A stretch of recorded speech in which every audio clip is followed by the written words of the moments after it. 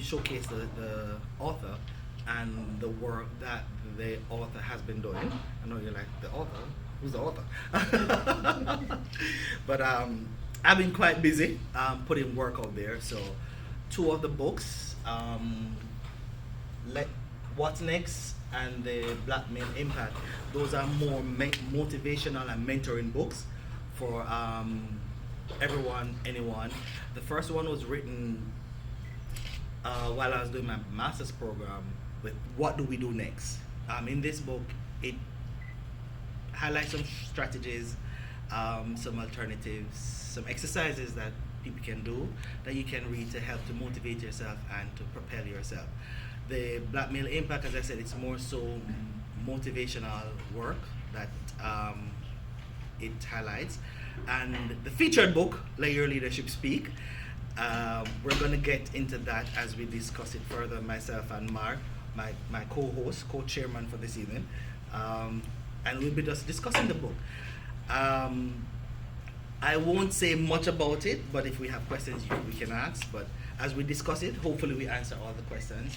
And I chose this book, Let Your Leadership Speak, Transformative Leadership in a Tech-Crazy World, to speak to individuals who serve in leadership roles, who call themselves leaders. And one of the things that I find very funny and weird is, as leaders, why do we have our people running away from us when they see us coming? So that's a very interesting thing why I actually wrote this book. That's one of the things too. So as we go through it, you will see, and we can talk further. So enjoy, welcome, thank you. All right, so you want to start off, Mike, so we can. Yeah, with Dr. Brown. Well, thank you, sir. It's the first time I got to tell you that in person. Thank you. He was about serving people. How many of us as leaders want our team to say, when you're going to work, you're happy to go? Why? Because you have a great boss or you have a great supervisor. But when you're not that person to them, they're like, oh, I can't stand that person. I don't want to see that person. Like, oh God, not you again. And then you go into a meeting and you're talking and their man is maybe on vacation in Bahamas or Bermuda. So it's all about how can I transform and bring change, and not only at the job, because a lot of us as leaders or people who serve in management, yes, you see these people in the organization 9 to 5, but there's so much more about them outside of that organization.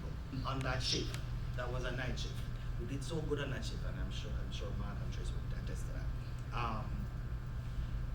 The characteristic displayed by someone who don't even know, who never knew us, was like, I'm putting these people first. These people are here doing it. However, I realize that a lot of companies, they would rather go outside rather than help the people inside and develop their people on the inside, when these are the people who have been loyal to them and who are showing up for the job every morning. But this is what I'm saying, that people who are leaders, who serve as leaders, they look out for their people. And not only that, if the person is not up to par, as a leader, you work on that person to get them up to par. Teamwork, communication, it speaks about communication. And that's a key thing. And in some organizations, many organizations, that is our biggest challenge, communication. And it also helps the chapter, it helps you to learn your communication style as well as a leader.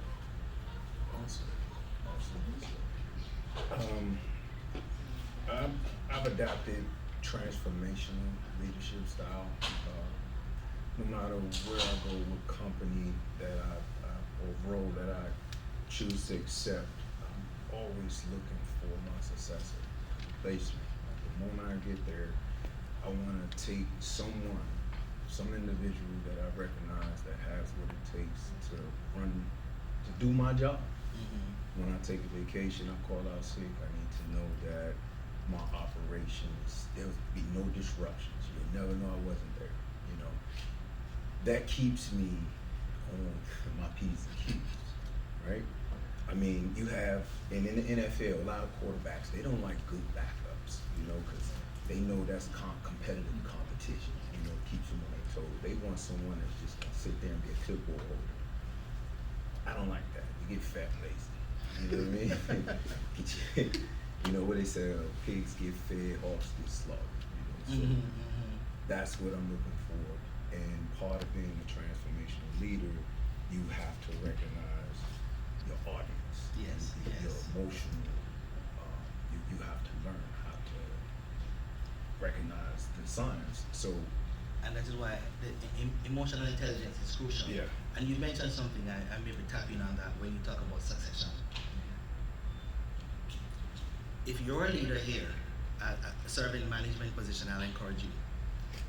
When you have great people on your team, know that and support that. Also, ensure that you leave a legacy behind. Ensure that you leave a legacy behind. Because as a leader, you go into this position to ensure that once you are comfortable to go on vacation, comfortable to know that you can leave it. And not only in a company, this happens in your business. that's what he was trying to tell you.